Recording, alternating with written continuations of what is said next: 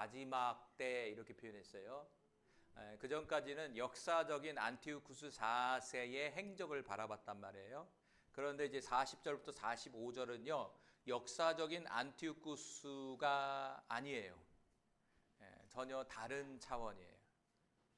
그러니까 앞절에는 역사적인 사실이 맞아요. 안티오쿠스가 그런 일들을 했단 말이에요. 그런데 이제 오늘 40절부터 45절 이 11장 마지막 절에 나오는 이 말씀은요, 안티오쿠스의 역사적 행적과 전혀 다른 내용이에요.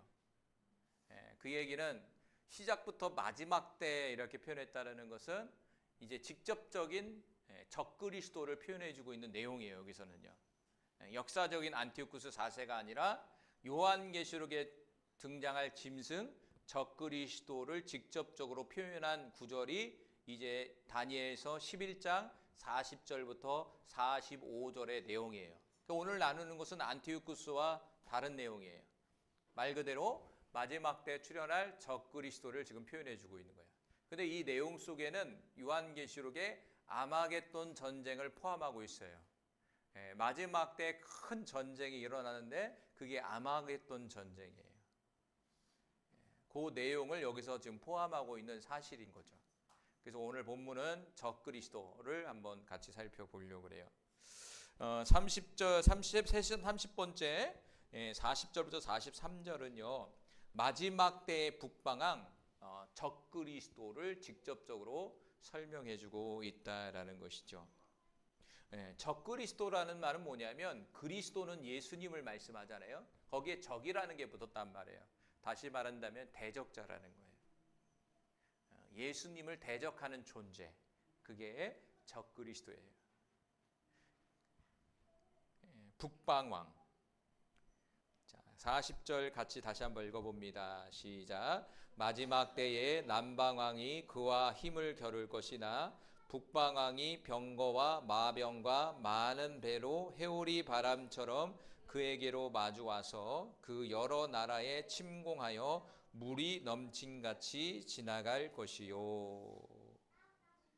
이 40절은요, 마지막 때의 북방왕인 적그리스도가 강한 군사력으로 남방왕을 물리치고 또한 여러 나라를 침공하여 점령할 것이다 라는 것을 예언해 주고 있어요.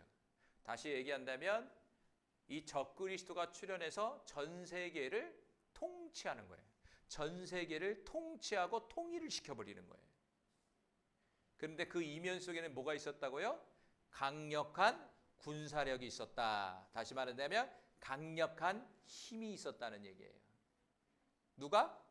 마지막 때에 등장할 적그리스도가.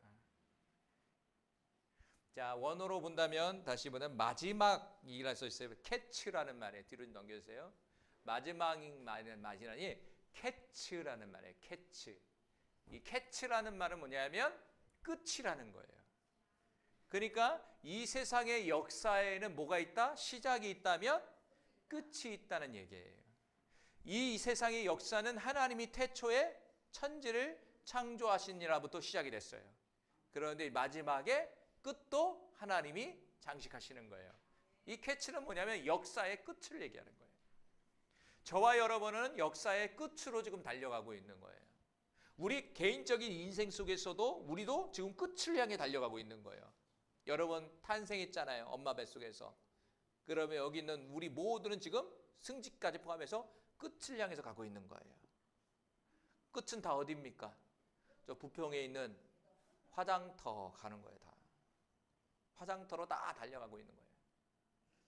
그리고 마지막이라고 했죠. 마지막 때잖아요. 때라는 말이 에트라는 말이에요. 에트라는 말이 정해진 시간을 얘기하는 거예요. 정해진 시간. 그러니까 저와 여러분에게 있어서 이 세상에 있어서는 끝이 있고 그 끝을 달려가는 데 있어서의 정해진 시간이 있는 거예요. 그런데 우리 예수님께서는 그 끝을 알 수 있다 없다? 없다라고 얘기했단 말이에요. 아버지만이 안다고 있어요. 그런데 이 주위에 누가 있어요? 끝을 안다고 주장하는 사람들이 자꾸 나타나요. 그 사람들은 절대 따라가면 안 됩니다. 날짜 잡는 사람들. 많은 우리가 주위에 보이는 이단 사이비들이요, 날짜를 잡았는데 다 틀렸어. 지금도 심지어는 안식일교도 종말론이거든요. 틀렸어. 그리고 말을 바꿔. 심지어 하나님의 교회도 종말론이에요. 거기도 날짜를 잡았단 말이에요. 근데 날짜가 다 틀려. 성경은 분명하게 그 종말의 끝은 하나님 아버지밖에 알지 못한다라는 거예요. 그래서 날짜 잡아서 문제가 많이 생기잖아요. 지금 며칠 날 망한다, 며칠 날 온다. 절대 따라가면 안 됩니다. 할렐루야. 그래서 마지막이라는 것은 역사의 끝점을 얘기하는 것이고, 때라는 것은 그 역사 속에서의 정해진 시간을 얘기하는 거예요. 하나님이 정해진 시간이 있다는 거예요.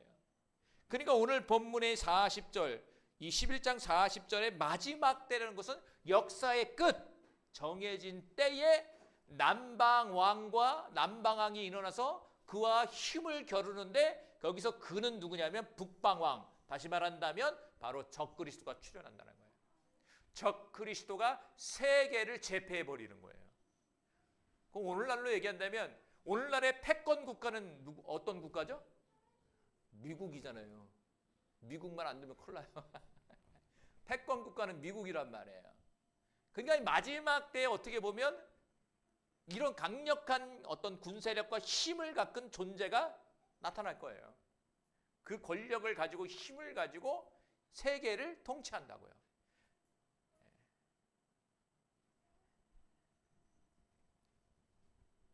자, 이 마지막이라는 것은요, 이 다니엘서에 보면요 계속 나와요.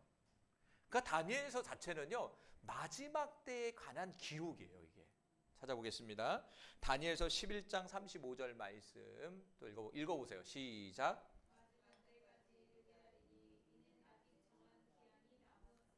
자, 11장에 보면 여기서도요 마지막 때까지 이른다 그러면서 정한 기한이 여기서 뭐냐면 에트예요. 마지막, 역사의 마지막에 정해진 시간까지 이렇게 써 있어요. 자, 다니엘서 11장 35절에 여기도 마지막 때 이렇게 써 있어요. 다니엘서 8장 17절 말씀 또 볼까요? 자, 읽어주세요. 시작. 다니엘이 본 환상은 어떤 거라고요? 정한 때 끝에 가는 거, 마지막 때에 관한 환상이라는 거예요. 다니엘서 12장 4절 시작. 이 글을 봉합하라. 자, 다니엘서 12장 4절에도 지금 마지막 때까지 이 글을 봉합하라는 것은, 다니엘서라는 것은 마지막 때의 기록이에요. 그러니까 어떻게 보면 신약의 마지막 때를 요한계시록에서 우리에게 설명해 주듯이 구약에서도 다니엘서를 여러분이 잘 이해하면 결국에는 이 세상의 마지막 때를 이해할 수 있는 거예요. 그러니까 구약의 요한계시록이 다니엘서예요. 우리가 지금 다니엘서 1장부터 11장 끝까지 다 왔단 말이에요. 다니엘서는요 꿈과 환상으로 계속 이루어져 있어요. 그런데 요한계시록도 환상과 환상으로 이루어졌잖아요. 자, 다니엘서는 그래서 마지막 때에 관한 이야기예요. 마지막 때에 관한 성경 말씀이란 말이에요. 그래서 저와 여러분은 이 마지막 때를 살고 있기 때문에 요한계시록뿐만 아니라 구약에 나오는 다니엘서를 잘 이해하고 있어야 된다라는 거예요. 할렐루야. 바로 이 마지막 때에 등장할 북방왕 안티오쿠스와 같은 비슷한 이 적그리스도가 앞으로 등장할 것이다 이거예요. 우리는 그것을 기다리고 있는 시간 가운데 있는 성도예요. 아직 등장하진 않았어요. 멸망의 아들이라고 하는데 그림자는 많이 나타났단 말이에요. 그런데 실제적인 적그리스도는 아직 등장하지 않았단 말이에요. 예수님이 이 땅 가운데 재림하시기 위해서는 전제 조건이 뭐냐면 적그리스도의 출현이에요. 멸망의 아들의 출현이란 말이에요. 아직 출현하지 않았다는 거죠. 근데 이제 우리는 그것을 지금 바라보고 있는 거예요. 재림 중간에 이 적그리스도가 출현할 것이다. 그 기간에는 힘들 것이다. 환난의 기간이 통과해야 된다는 거죠. 자, 41절부터 43절 또 읽어봅니다. 시작. 그가 또 영화로운 땅에 들어갈 것이요 많은 나라를 패방하게 할 것이나 오직 에돔과 모압과 암몬 자손의 지도자들은 그의 손에서 벗어나리라. 그가 여러 나라들의 그의 손을 펴리니 애굽 땅도 면하지 못할 것이니 그가 권세로 애굽의 금, 은과 모든 보물을 차지할 것이요 리비아 사람과 구스 사람이 그의 시종이 되리라. 이 말씀은요, 적그리스도에 대한 말이죠. 적그리스도가 먼저는요, 이스라엘 땅을 점령한다는 얘기예요. 이 45절에 보면은 영화로운 땅은 뭐냐면 이스라엘 땅을 얘기하는 거예요. 항상 구약에서 영화로운 땅, 존귀한 땅, 이런 땅은 뭐 어디를 얘기하냐면 구약의 이스라엘 지역을 얘기하는 거예요. 오늘날 하면 유대 지역 있잖아요, 저기. 거기를 얘기하는 거예요. 거기를 영화로운 땅이라고 하는 거죠. 그러니까 적그리스도가 먼저 이스라엘 땅을 점령하고 그 다음 많은 나라를 패망시킬 것이다라는 거예요, 전략이. 그러니까 적그리스도가 출현하면 첫 번째 하는 일이 뭐냐면 이스라엘을 점령하는 거예요. 영화로운 땅을 점령하는 거예요. 그래서 우리가 주목해야 될, 마지막 때 주목해야 될 나라가 어디냐면요, 이스라엘이에요. 지금 한참 전쟁 중이잖아요. 전쟁이 끝났죠. 가자지구랑 전쟁해서 하마스랑 전쟁해서 다 이겨버렸잖아요. 이스라엘을 우리 기독교인들은 유심히 보고 있어야 돼요. 거기서 역사가 일어나는 거예요. 그러니까 구약 성경에 보면은 이 전 세계 여러 나라가 있지만 그 중심이 어디냐면 이스라엘이에요. 그러니까 신약 시대에도 어떻게 보면 중심이 어디냐? 이스라엘이래요. 미안한 얘기죠. 우리나라 아니에요. 우리나라는 아니에요. 바로 이스라엘이에요. 이스라엘에 돌아가는 역사를 통해서 마지막 때의 흐름을 볼 수 있어야 되는 거예요. 그래서 오늘 본문에서도 적그리스도가 먼저 이스라엘 땅을 점령하고 마지막 때에 그 다음에 많은 나라들을 점령할 거란 말이에요. 그리고 더 중요한 것은 적그리스도와 협력하고 동조하는 요르단 지역에 있는 에돔, 모압, 암몬 족속들은 멸망을 면하게 된다. 그러면 현재 이 지역은 어떤 지역일까요? 이슬람 지역이에요. 이슬람 지역. 이슬람. 그러나 적그리스도가 이슬람 애들은 건든다, 안 건든다? 안 건든다. 이슬람 애들이, 이슬람 지역에 있는 사람들이 동조를 하는 거예요. 적그리스도를 옹호하기 시작하는 거예요. 그럼 마지막 때 등장했을 때 적그리스도는 누구의 힘을 얻을까요? 이슬람 세력을 얻고 아마 전 세계를 점령할 거예요. 이슬람. 그래서 자꾸 지금 오늘날도 이스라엘과 이슬람 세력들의 싸움이 자꾸 일어나잖아요, 지금. 왜 그럴까요? 성경의 예언대로 가고 있기 때문에 그런 거예요. 그래서 요한계시록에 보면 믿는 사람들을 목을 벤다고 그랬어요. 목을 베는 게 어디서 나냐면 이슬람 경전에 나와요. 특별히 이슬람 경전에서는 목을 베는 사람들이 있는데 그게 누구냐면 크리스찬들이에요. 경전에 써 있어요. 크리스찬들은 목을 베서 죽여라. 이렇게 써 있어요. 걔네들 경전에. 근데 요한계시록에 보면 목 베어 죽는다고 그랬어요. 순교가. 마지막 때 적그리스도가 출현해서 크리스찬들이 순교를 하는데 그냥 죽는 게 아니라 목에 베어서 죽는다는 거예요. 무섭죠? 목에 베서 죽는 게 더 나을 수 있어요. 고통에서 1초라고 그랬잖아요. 그냥 고문을 당하는 것보다 목에 한 번에 싹. 준비되셨습니까? 겁주는 것 같은데. 그렇게 역사를 끌어간다는 거예요. 그러니까 우리가 지금 기억해야 될 것은 저 이스라엘과 그리고 그 주위에 있는 이슬람의 세력들의 그 싸움 그리고 그 움직임들을 잘 살피시기 바라요. 여러분 그 나하고 뭔 상관이야 이럴 수 있지만 지금은요 상관이 있어요. 한 나라 지역의 전쟁이요 전 세계의 어떤 경제적인 요인으로 이게 발생해요. 코로나 보십시오. 중국에서 발생한 그 코로나가 전 세계를 마비시켰잖아요. 몇 년?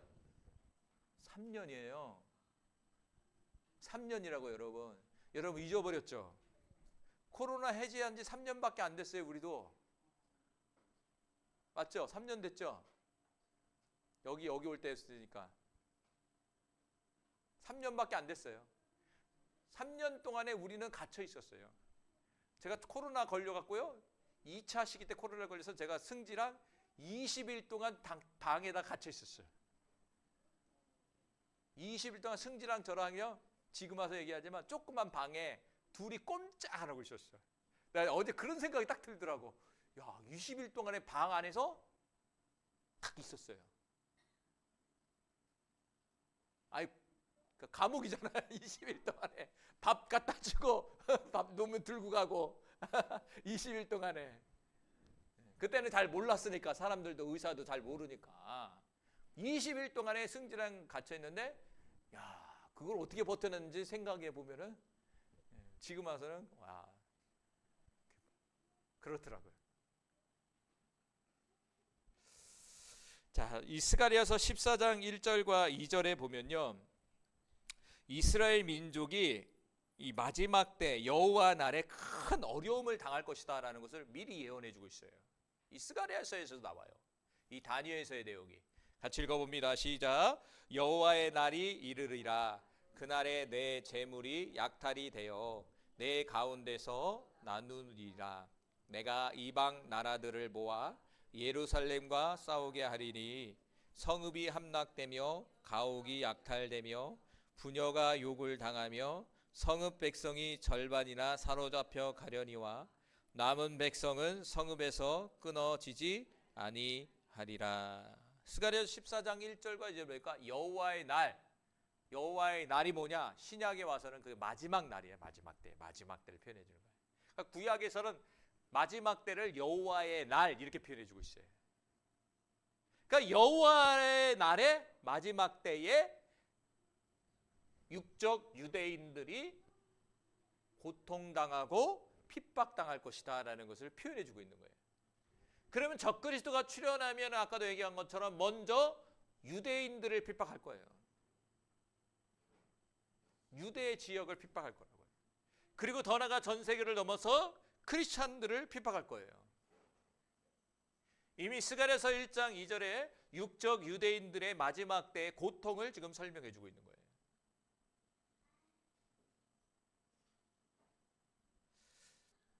그래서 여호와의 날에는요 이방 나라들의 연합국과 이스라엘의 싸움이 벌어진다는 거예요. 이스라엘의 싸움이 벌어져요. 그리고 그 결과는 이스라엘에게 엄청난 고통을 던져다 준다라는 거예요.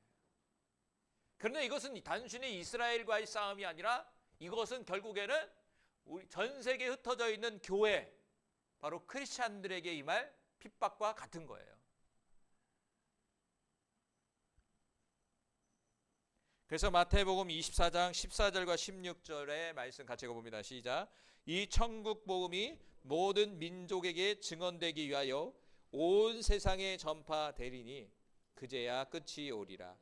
그러므로 너희가 선지자 다니엘이 말한 바 멸망에 가증한 것이 거룩한 곳에 선 것을 보거든 읽는 자는 깨달을지인저 그때에 유대에 있는 자들은 산으로 도망할지어다.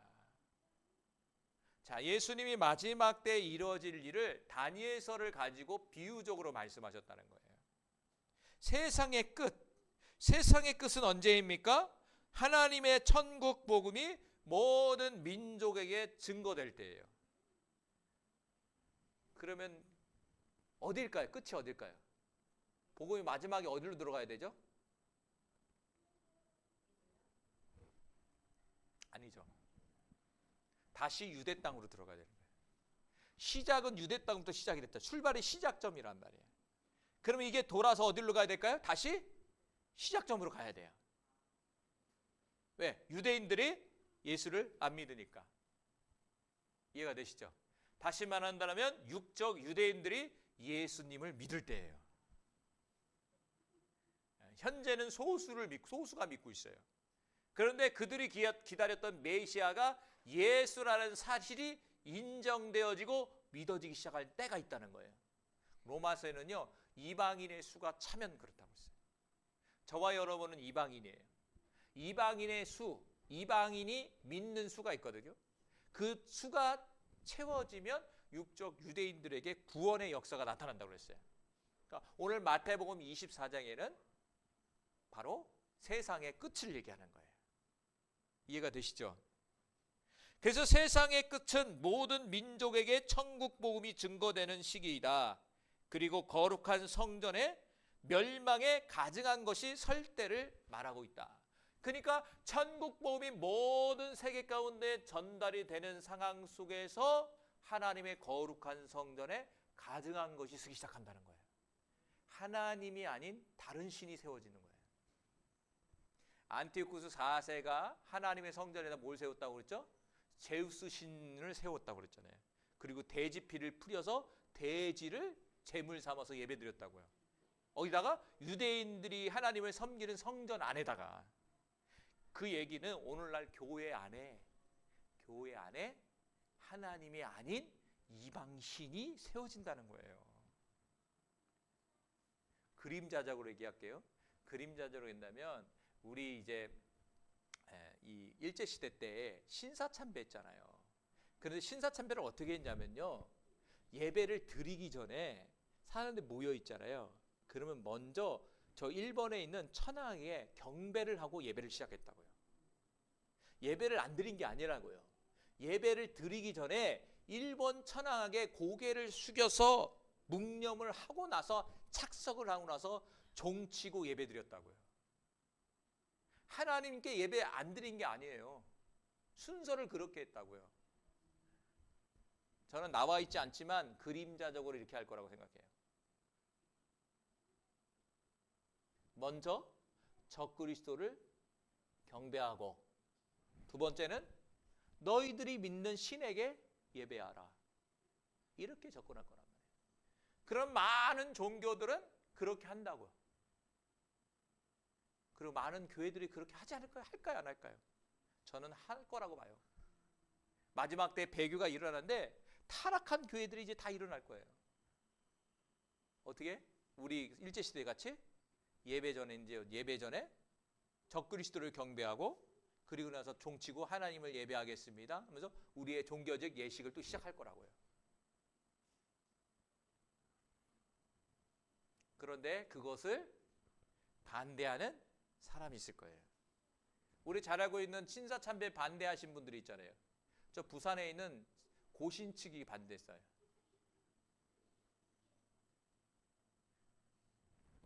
그런 일들이 이제 벌어질 것이다 이거예요. 안티오쿠스 4세 때도요 그런 일이 벌어졌잖아요. 그래서 뭐가 일어났습니까? 혁명이 일어났잖아요.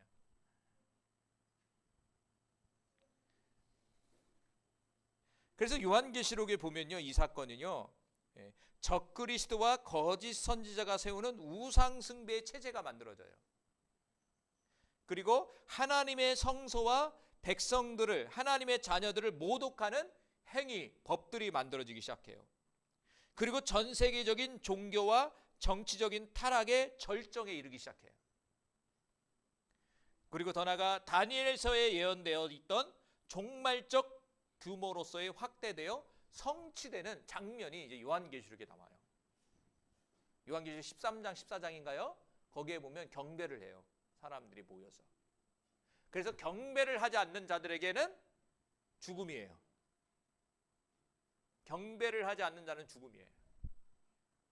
그런데 경배를 하는 자의 특징은 뭘 받았어요?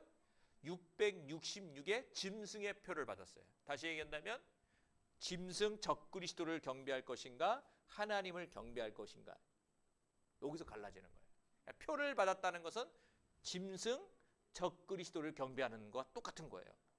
그러니까 그 시대에는 표도 받고 하나님도 섬긴다니까요. 근데 요한계시록은 그걸 인정한다, 인정하지 않는다? 인정하지 않는다. 지금은 곁다리가 이렇게 될 수 있겠지만 마지막 때는 둘 중에예요. 곁다리가 안 되는 거예요. 곁다리가.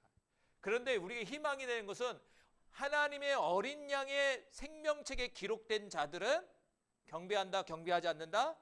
경배를 하지 않는데요. 여기 있는 저와 여러분이 하나님의 어린 양의 생명책에 기록됐다면 여러분 나는 못 버틸 것 같은데 이렇게 생각해도 막상 가면 순교한다고요. 다 순교의 믿음을 다 주신다고. 그러니까 두려워할 필요가 없어요. 그 순간 순교할 수 있는 마음과 믿음을 주신다니까요. 저와 여러분이 생명책에 기록되어 있다면. 그러면서 31번째 마지막으로 북방왕 적그리스도의 최후가 나옵니다. 악한 자들도요 영원히 악한 게 아니에요. 마지막 주날 적그리스도도 영원히 있는 게 아니에요. 끝이 있는 거예요. 심판이죠. 44절과 45절 읽어봅니다. 시작.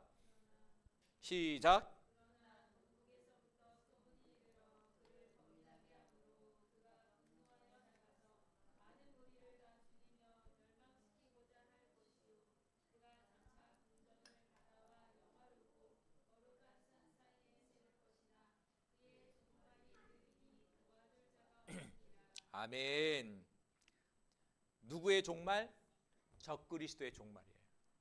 그런데 적그리스도의 장막이 어디 있다고요? 영화롭고 거룩한 산 사이. 영화롭고 거룩한 산은 어디냐면 예루살렘을 얘기하는 거예요. 그러니까 적그리스도가 머무는 장소가 어디예요? 그러니까 이게 지금 유대 지역, 이스라엘 지역이란 말이에요. 거기다 궁전을 세운다는 거예요. 우리가 대통령이 있으면 대통령 궁이 있잖아요. 여러분 이제 청와대 못 가요? 청와대 이제 옮겨가요. 청와대로 다시.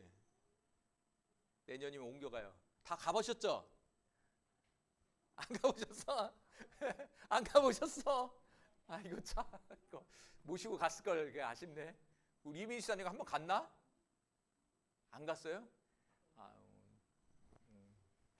이제 다쳤을 거예요. 못 갈 거예요. 작년에 갔다 오셨어야 되는데 저는 2번 갔다 왔는데 그럴 줄 알고 2번 갔다 왔어요. 대통령이 머무는 장소가 있단 말이에요. 오늘 적그리스도에서도 적그리스도가 어디에 머물러 있을 거라는 것을 그림자적으로 우리가 설명해 주고 있어요. 바다와 영화롭고 거룩한 산 사이. 여기서 영화롭고 거룩한 산 사이는 뭐냐면 예루살렘을, 시온성을 얘기하는 거예요. 예루살렘 지역을 얘기하는 거예요. 유대 지역, 이스라엘 지역을 얘기하는 거예요.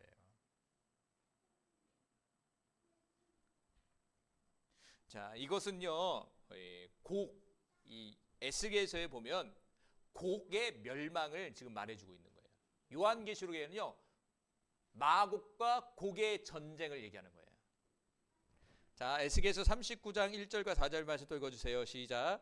그러므로 인자야 너는 곡에게 예언하여 이르기를 주 여호와께서 이같이 말씀하시되 로스와 메섹과 두발왕 고가 내가 너를 대적하여 너를 돌이켜서 이끌고 북쪽 끝에서부터 나와서 이스라엘 산 위에 이르러 내 활을 쳐서 내 원손에 떨어뜨리고 내 화살을 내 오른손에서 떨어뜨리니 너와 내 모든 무리와 너와 함께 있는 백성이 다 이스라엘 산 위에 엎드려지리라. 내가 너를 각종 사나운 새와 들짐승에게 넘겨 먹게 하리니. 이 내용은 뭐냐면 멸망을 얘기하는 거예요. 곡의 멸망. 곡은 뭐냐면 적그리스도를 얘기하는 거예요. 상징적으로 곡이라고 표현했다는 거예요. 곡이 하나님을 대적해서 멸망을 당한다는 거예요. 이것이요 요한계시록 19장 19절 21절의 아마겟돈 전쟁을 말하는 거예요. 자, 읽어봅니다. 시작. 또 내가 보매 그 짐승과 땅의 임금들과 그들의 군대들이 모여 그 말탄 자와 그의 군대와 더불어 전쟁을 일으키다가 짐승이 잡히고 그 앞에서 표적을 행하던 거짓 선지자도 함께 잡혔으니 이는 짐승의 표를 받고 그의 우상에게 경배하던 자들을 표적으로 미혹하던 자라. 이 둘이 산채로 유황불 붙는 못에 던져지고 그 나머지는 말탄 자의 입에서부터 나오는 검의 죽음에 모든 새가 그들의 살로 배부르리라. 이게 아마겟돈 전쟁의 마지막 최후예요. 적그리스도가 예수님에 의해서 죽임을 당하는 거예요. 죽임을 당하고 어디에 던져져요? 불못에 던져지는 내용이에요. 짐승인 적그리스도와 그를 따르는 자들이 그리스도와 성도들과 더불어 전쟁을 일으키는 거예요. 아마겟돈 전쟁. 그러나 결국 짐승인 적그리스도는 잡히게 되고 산채로 유황불 붙는 못에 던져지면서 종말이 오는 거예요. 다니엘서로 돌아간다면 그 종말이 이르리니 도와줄 자가 없다는 거예요. 이거는 종국적으로 마지막 때에 적그리스도가 그리스도이신 예수님에 의해서 죽임을 당하고 심판받는 내용을 말씀하고 있는 거예요. 그러니까 결국에는 저와 여러분은 승리하는 싸움을 가고 있는 것인데 중간에 과정 속에서 좀 어려움이 있다 이거죠. 결국에는 그 영원히 우리를 괴롭히고 힘들게 하는 그 적그리스도라는 존재가 결국에는 멸망당하게 된다 이거예요. 그게 뭐냐면 7년 대환란이에요. 그래서 앞에 3년 반은 평화의 시기, 그리고 뒤에 3년 반은 고통의 시기. 그래서 7년이라는 시간이 딱 들어가는 데는 적그리스도의 출현이 딱 나타나는 거예요. 그래서 평화의 시기 3년 반은 짐승의 표가 없어요. 잘 이제 받을수록 작업을 해놔. 그리고 후반 3년 반부터 이제 짐승의 표를 받으라고 해. 그래서 구별을 해.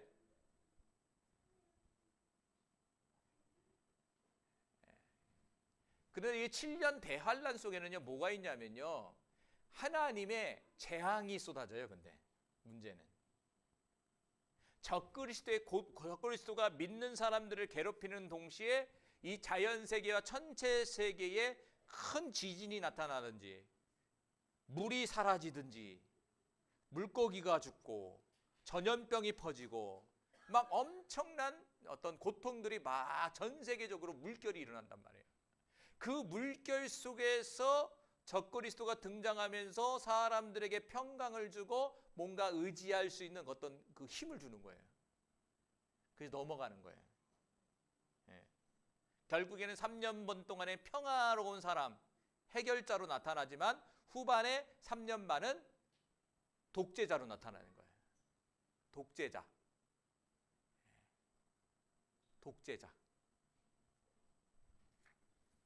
이게 바로 이제 마지막 다니엘서 11장 40절에서 45절의 마지막 때 출현할 북방왕인 적그리스도를 우리에게 아주 심플하게 설명해 주고 있는 내용이에요.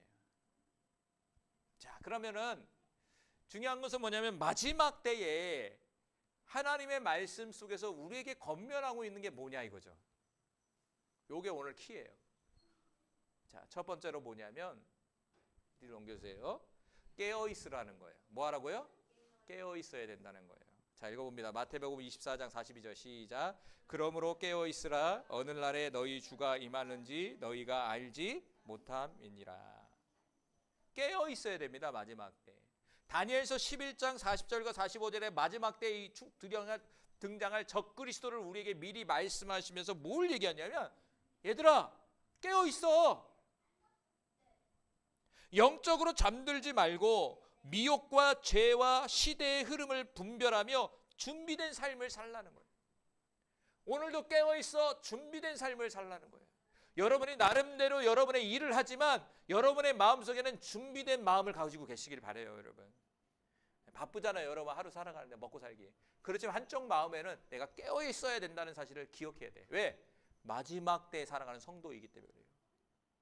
두 번째는 이 마지막 때에 하나님이 우리에게 뭐라고 하냐면 두려워 말라는 거예요. 두려워.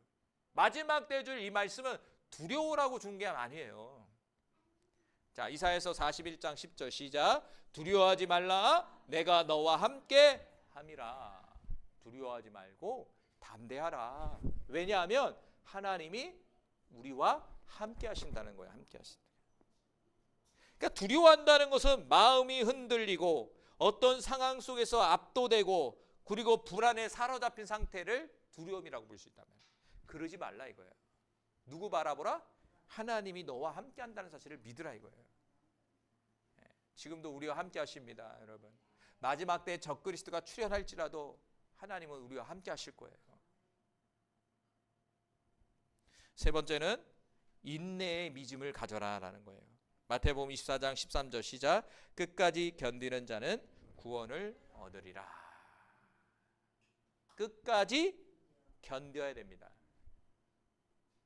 하나님이 정하신 목적의 완성까지 압박 속에서도 믿음을 지키며 흔들리지 말라는 얘기예요.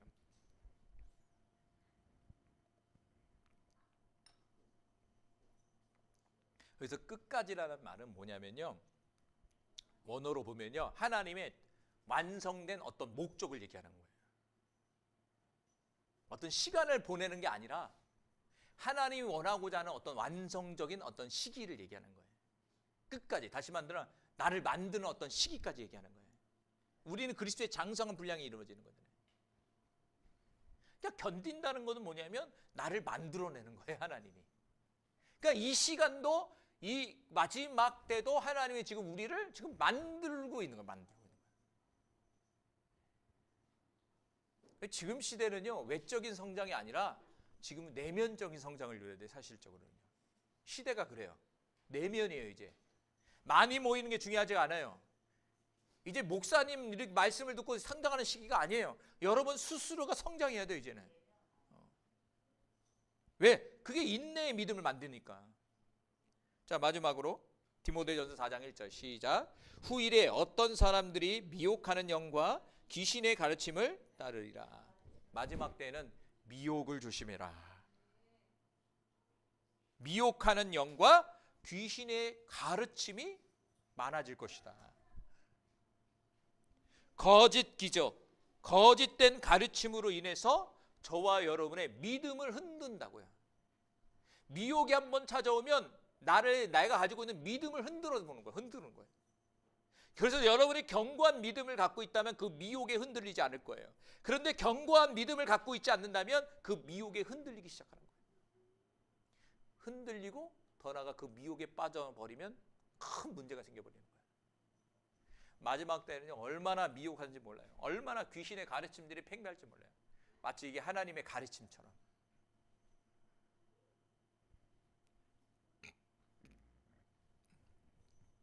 그래서 미혹을 조심하기 바랍니다.